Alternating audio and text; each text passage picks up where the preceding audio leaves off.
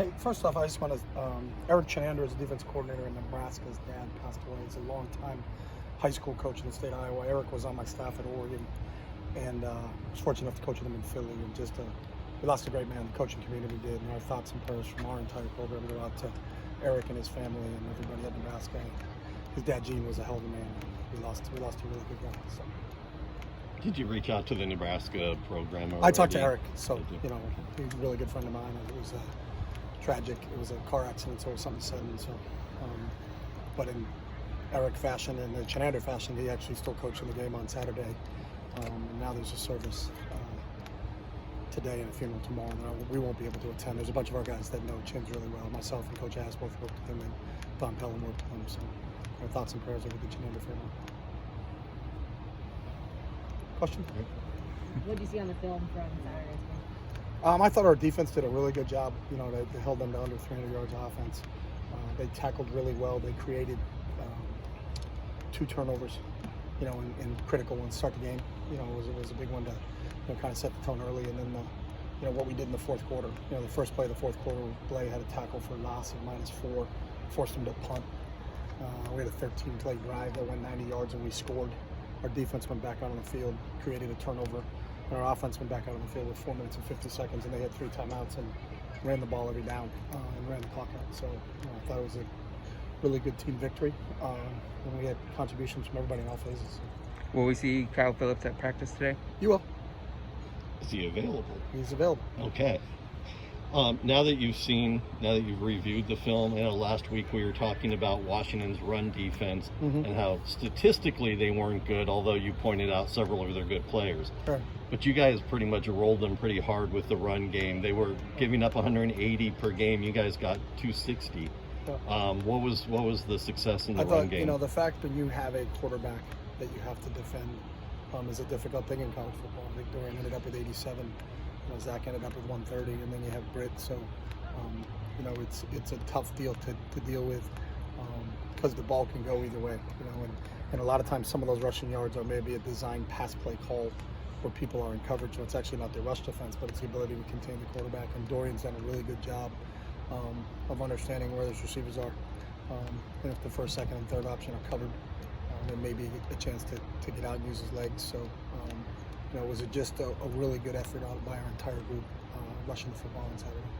How have you seen Dorian improve in terms of deciding when to run, how to run, maybe when to slide? Yeah, I think he's done a really good job of that. You watched him, we always preach to our quarterbacks, touchdown, first down, get down. You don't want him to take a hit on every play. One of the abilities everybody talks about for a quarterback is availability. You don't want him to take some of those shots. So, he went down in the Stanford game, and then he's such a tough kid, came back and played in that game, and hasn't been 100%. He's probably back to close to normal in this game, and you kind of saw it, but I think he's really making really good decisions right now. We've got 2 interceptions on the season.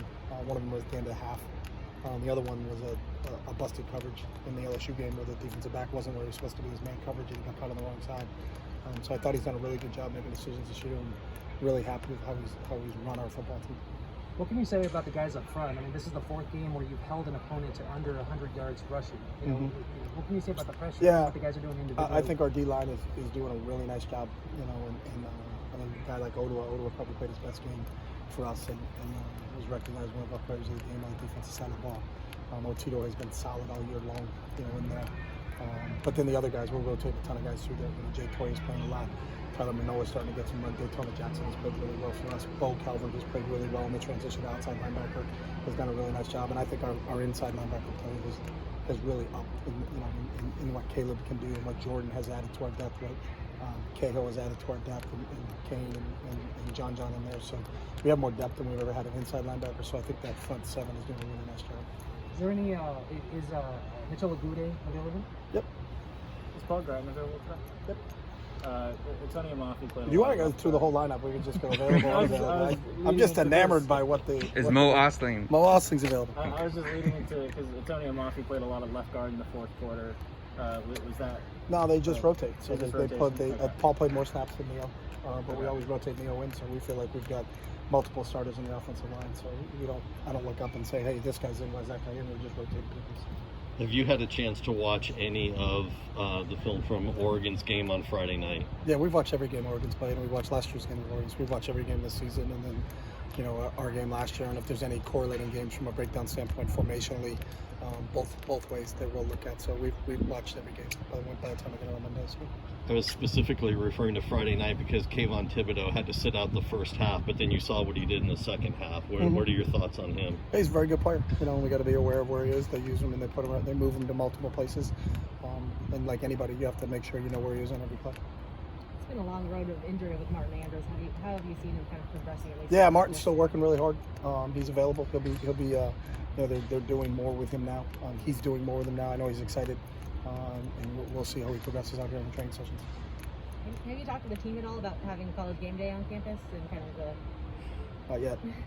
We meet on Mondays. We're real specific in what we do, so we talk immediately about the game we just played. Then we break and go watch that, and then we talk immediately about the scouting report. So the game day part doesn't happen until Saturday, so we'll touch base on that this week. But our mornings are pretty structured in terms of what we're doing, and so it's really about putting the last game to bed. And you know, we talk about the preparation phase, the competition phase, and the learning phase.